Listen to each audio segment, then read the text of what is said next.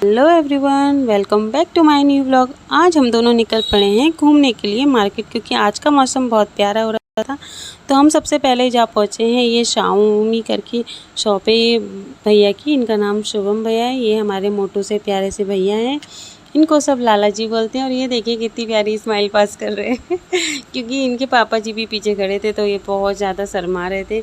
और ये देखो कैसे काम करने की नौटंकी कर रहे हैं। बट इन्होंने हमें बहुत प्यारे प्यारे से फ़ोन दिखाए, SD कार्ड दिखाए, और हमने एक स्टिक मांगी इनसे, इन्होंने हमें स्टिक दिखाई। और इनकी शॉप है ITI के पास, यहाँ पे आप जाइएगा। बहुत अच्छे भैया हैं, अपने हर सामान की गारंटी देते हैं और बहुत अच्छे से काम भी करते हैं, सारा बहुत अच्छे हैं। फिर इनकी दुकान से हम निकल पड़े हैं मार्केट की ओर।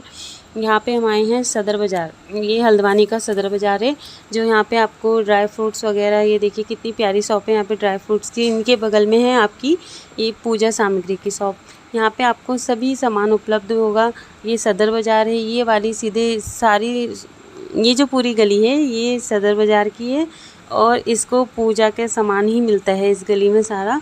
तो हम नामकरण था इनके घर पे, भावना पांडे जी के घर में इनकी देवरानी की बेटी हुई है, उनका नामकरण था, तो उसके लिए हम पूजा का सामान लेने आए हैं।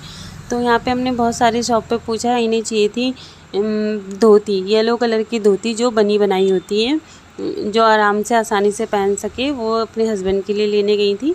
तो हमने बहुत सारी शॉपें ढूंढी, बट वहाँ पे कहीं अच्छे से उसमें नहीं मिली, और जहाँ मिल भी रही थी तो वहाँ पे बहुत महंगी थी, तो हमें पसंद नहीं आई।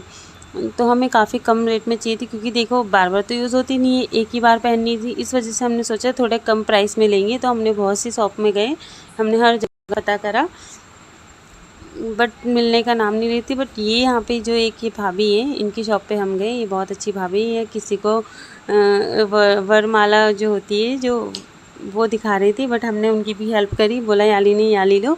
फिर यहाँ से हमें बहुत अच्छे प्राइस में और काफ़ी बार्गेनिंग के बाद हमें यहाँ से इनके लिए जो हमने पजामा लेनी थी वो मिल चुकी है। उसके बाद हम निकले अपनी शॉप का सामान लेने के लिए हम दोनों, क्योंकि हमारी शॉप का सामान भी बहुत टाइम से ख़त्म हो रखा था। तो हमने सोचा क्यों नहीं साथ में जाके आराम से एक दूसरे के साथ मिलजुल के सामान ले। तो हम दोनों ने यहाँ से मिल के सामान लिया। उसके बाद हम निकल पड़े आगे जाके, क्योंकि हमें बहुत तेज़ भूख लगी थी। हम सुबह से 10 बजे से निकल पड़े थे और हमें आते आते 2-2:30 बज गया।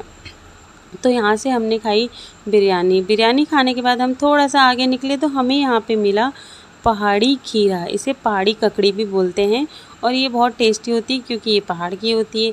तो हमने फिर ये भी ले लिया। फिर आगे जाके फिर हमें थोड़ी सी भूख और लगी, तो हम यहाँ पे आए पौवास किचन, जो देवल चौड़ में है। यहाँ पे हम गए, हमने यहाँ पे मेन्यू देखा, कुछ खास हमें दिखा नहीं, क्योंकि हमें दोपहर का टाइम था, तो हमें समझ में आ नहीं रहा था कि हम क्या खाएं। तो हमने कहा चलो अब यहाँ पे आए हैं और फास्ट फूड देख के हम फास्ट फूड ना खाएं, ऐसा तो हो नहीं सकता।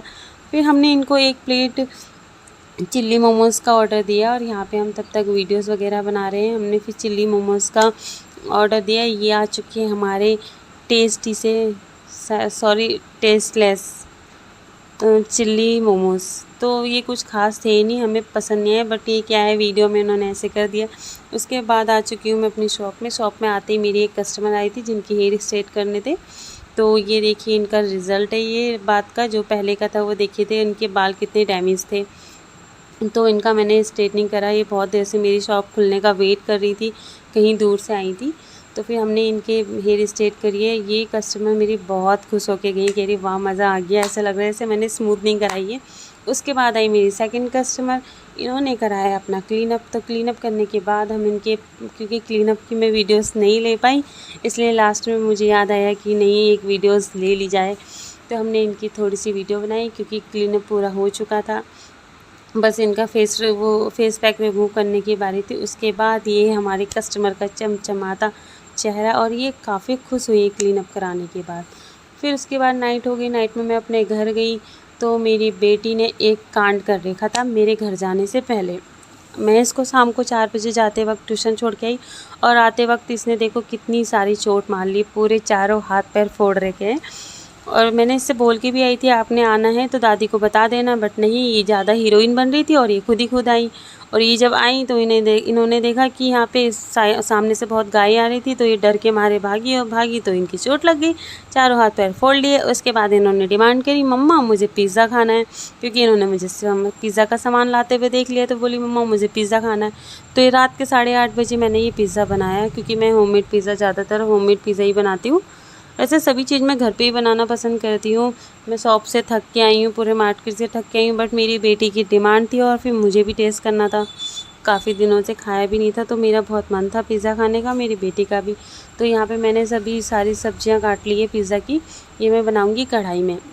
बेस मैं रेडीमेड लेके आई थी, तो मैंने सारी सब्जियाँ काट के फ्राई कर ली है, थोड़ा सा ऑयल में फ्राई करी है। और ये मेरे पास बटर पेपर नहीं था, तो मैंने एक पेपर लिया, उसमें ऑयल लगा के उसको बटर पेपर बना लिया। फिर कढ़ाई गरम करने रखी, उसके ऊपर एक छोटी सी कटोरी रखी, उसके ऊपर रखी मैंने एक प्लेट में रखा बटर पेपर के ऊपर रखा मैंने अपना पिज़्ज़ा को थोड़ी देर हमने ढक्कन लगा के बेक करने रख दिया, और ये हमारा पिज़्ज़ा रेडी है। Thanks for watching my channel and comment, like and subscribe. So please thank you. अगर आपको मेरा